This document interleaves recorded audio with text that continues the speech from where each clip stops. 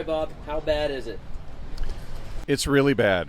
It's really bad. Listen, you get swept for the first time in a season against a team like the Angels, who coming in were 15 games under 500. This is the part of the schedule we looked at and said, this is where it gets easier. This is where they can make some hay. This is where they can make up some ground from the struggles they had prior to the All-Star break. And now you fast forward, they've been swept, and they've lost 20 of their last 29 games. So it's bad.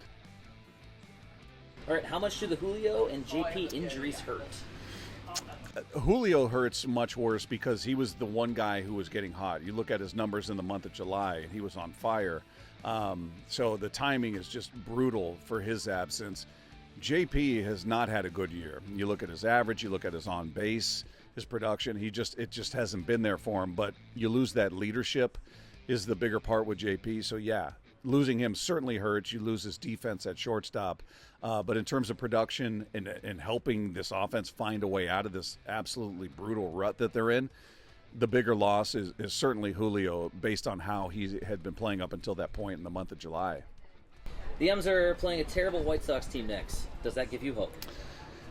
It gives me hope, but it gives me some level of apprehension because we felt that way going into this Angels series. We thought this is where they start a run. Maybe they're going to sweep that series, and then they'll roll into Chicago and keep that win streak going, and it's just going to develop, and they're going to gain some confidence and momentum.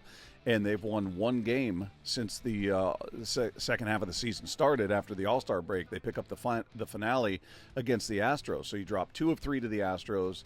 You lose 3 in a row to the Angels. Yeah, the White Sox are a dreadful team. That is a team that if you are a playoff team, you consider yourself a playoff team, you win that series. There is zero excuse not to win that series. We'll see if the offense can come to life. I mean, they scored 1 run in each of the 3 games against the Angels. 1 run, 3 total in 3 games. They got to get something figured out, or you're going to lose to the White Sox. What do you need to see at the trade deadline? I need to see a couple of bats. I need to see an impact bat. Now, is it going to be a Vlad Jr.? Is it going to be Luis Robert Jr.? We have no idea.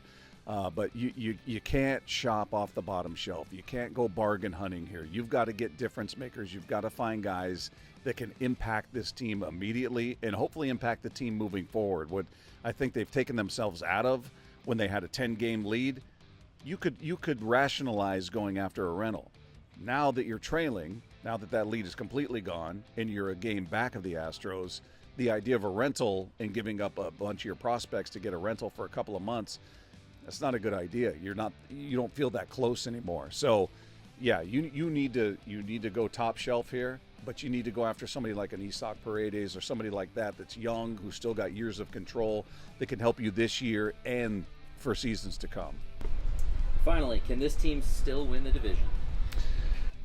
I think they can if they can somehow find the offense within the lineup that exists right now. Yeah, we want bats to come in from the outside and help with what's going on, but it's going to take more than that. You need, hopefully Julio's not out for long and he can pick up where he left off, but it's going to take him, whoever they bring in, and another bat or 2 in this lineup to get it going, because as we've seen, you lose 7 games, or you play 7 games, you lose 5 of them.